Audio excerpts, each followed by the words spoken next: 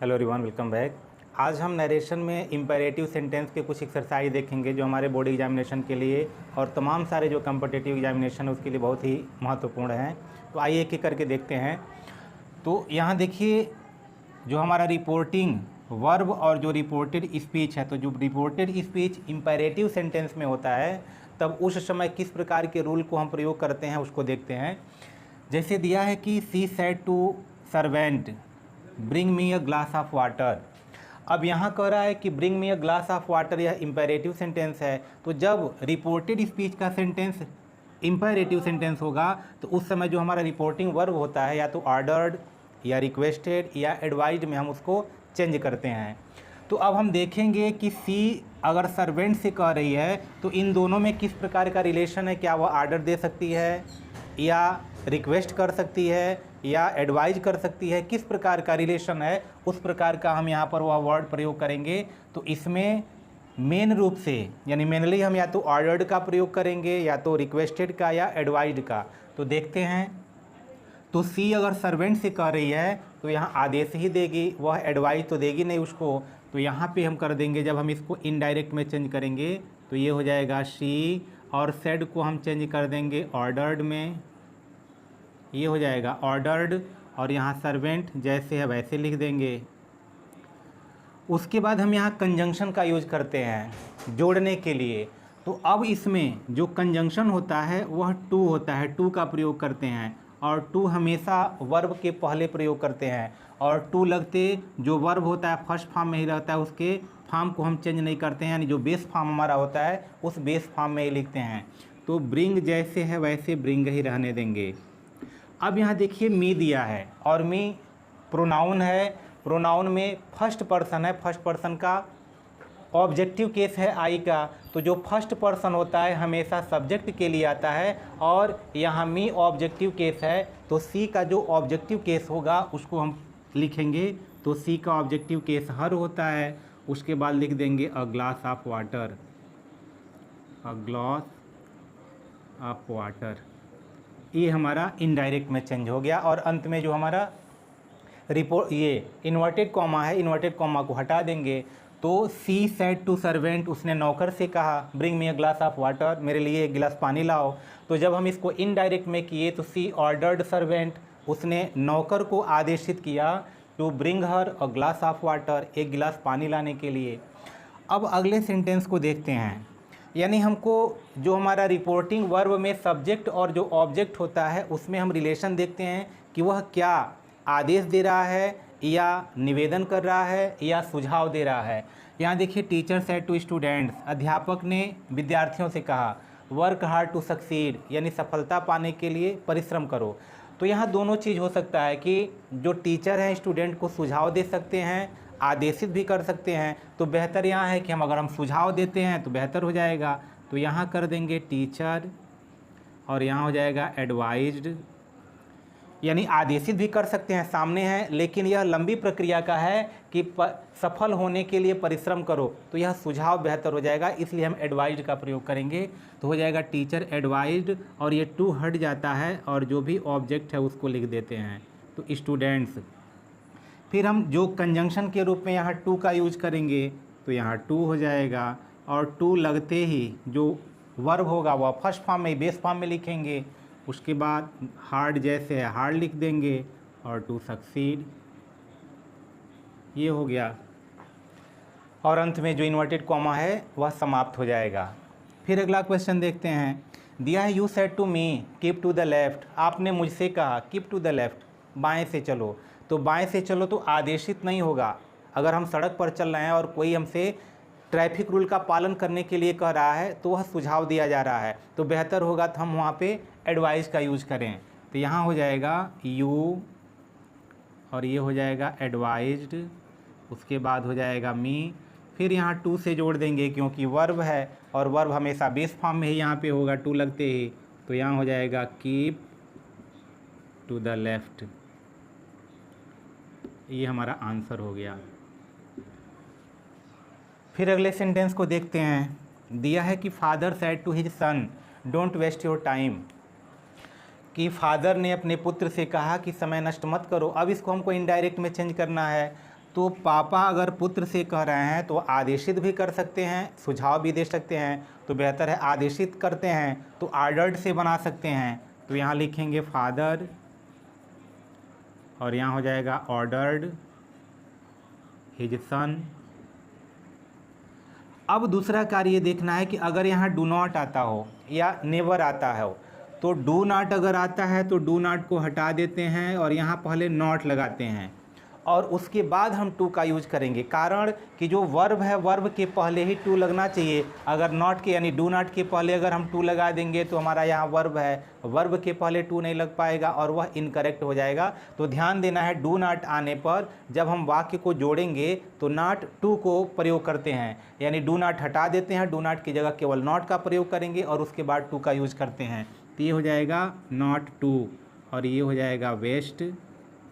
ये और देखिए सेकेंड पर्सन का पॉसेसिव केस, मतलब यू का पॉसेसिव केस, और सेकेंड पर्सन हमेशा ऑब्जेक्ट के लिए आता है। तो योर सन के लिए आया है, योर पॉसेसिव केस है और सन मतलब ही, तो ही का जो पॉसेसिव केस होता है वह हिज होता है। यहाँ हिज लगा देंगे और लिख देंगे टाइम। तो इस प्रकार यह इनडायरेक्ट में चेंज हो गया। अगला सेंटेंस देखते हैं। दिया है कि she said to her brother don't touch my laptop, कि सी ने अपने भाई से कहा कि मेरा लैपटॉप मत छुओ। अब यहाँ पे she said to her brother आदेशित भी कर सकती है कि सी ऑर्डर्ड हर ब्रदर, और उसी तरह हो जाएगा नॉट टू टच माई आया है सी के लिए तो हर लैपटॉप। दूसरा रूल ये है, जैसे हमने ये यहाँ पे नॉट टू का प्रयोग किया तो उसी तरह यहाँ कर देंगे कि सी ऑर्डर्ड या she advised her brother not to touch her laptop. लेकिन दूसरा रूल ये है कि अगर यहाँ डू नॉट आता है, डू नॉट आया तो नॉट टू से जोड़ दिए। दूसरा रूल क्या है कि जैसे ही यहाँ डू नॉट आता है तो डू नॉट आने पर हम क्या करते हैं, जो हमारा रिपोर्टिंग वर्ब होता है उसको फॉरवर्ड में बदल देते हैं। बदल के देखते हैं। अब यहाँ एडवाइज या रिक्वेस्टेड या जो भी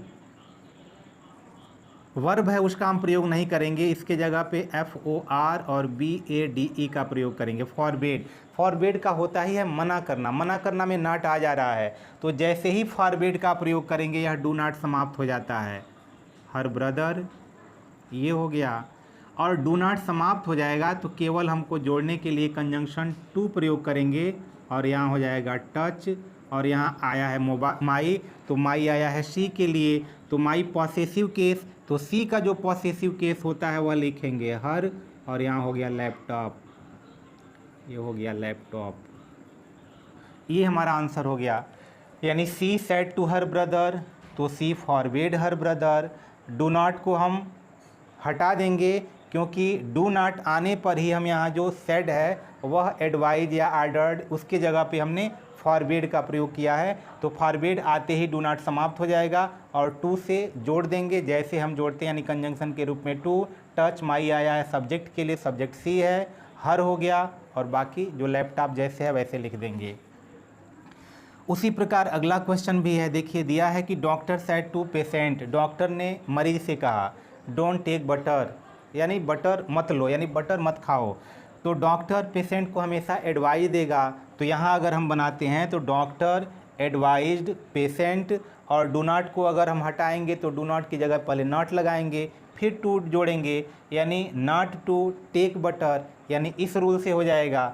और अगर हम फॉरवर्ड के रूल से बना रहे हैं तो इसमें ना तो एडवाइज लगाने की आवश्यकता है, ना तो रिक्वेस्ट लगाने की आवश्यकता है, और ना ही ऑर्डर लगाने की आवश्यकता है। तो यहाँ हो जाएगा डॉक्टर, ये हो गया डॉक्टर, और यहाँ लगा देंगे फॉरवर्ड, ये हो गया फॉरवर्ड पेशेंट। उसके बाद फॉरवर्ड आते ही डू नॉट समाप्त हो जाएगा, इसको समाप्त कर देंगे और उसके बाद टू से हम जोड़ देंगे, ये हो गया टू टेक बटर। तो इस प्रकार से हम जो इम्पेरेटिव सेंटेंस है डू नॉट आने पर फॉरवर्ड और नॉट टू दोनों हम, यानी जैसे फॉरवर्ड करेंगे तो डू नॉट समाप्त हो जाएगा, और फॉरवर्ड हमेशा वर्ब के पास, यानी जो भी सब्जेक्ट के बाद वर्ब आएगा उसके लिए हम फॉरवर्ड वहाँ पर प्रयोग करेंगे और डू नॉट हटा देंगे। अन्यथा जो पहला रूल है कि एडवाइज या रिक्वेस्टेड प्रयोग करके या ऑर्डर प्रयोग करके और डू नॉट को नॉट टू में चेंज करके हम लगा सकते हैं। कुछ और भी एग्जाम्पल देखते हैं। तो अगला सेंटेंस दिया है कि he said to me never make a noise. तो जो हमारे इन्वर्टेड कॉमा के अंदर यानी रिपोर्टेड स्पीच का सेंटेंस है वह नेवर से शुरू है, और नेवर से शुरू होगा तो यह कभी भी जो रिपोर्टिंग वर्ब है फॉरवर्ड में उसको चेंज नहीं करेंगे, हमेशा ऑर्डर्ड या एडवाइज के ही रूल से बनाएंगे। तो अब हम इसको चेंज करते हैं। तो यहाँ पे दिया है कि he said to me never make a noise. अब देख लीजिए सुझाव है कि आदेश है, अगर सुझाव होगा तो एडवाइज कर देंगे, ऑर्डर अगर किसी प्रकार का आदेशात्मक लग रहा होगा तो ऑर्डर करेंगे, तो बेहतर है कि एडवाइज्ड कर दिया जाए। ही एडवाइज्ड मी, उसने मुझे एडवाइज किया, सुझाव दिया।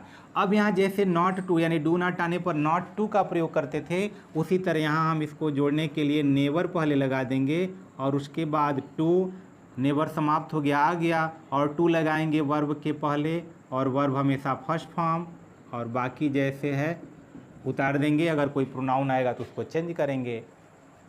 यानी he advised me never to make a noise, ये हमारा हो जाएगा।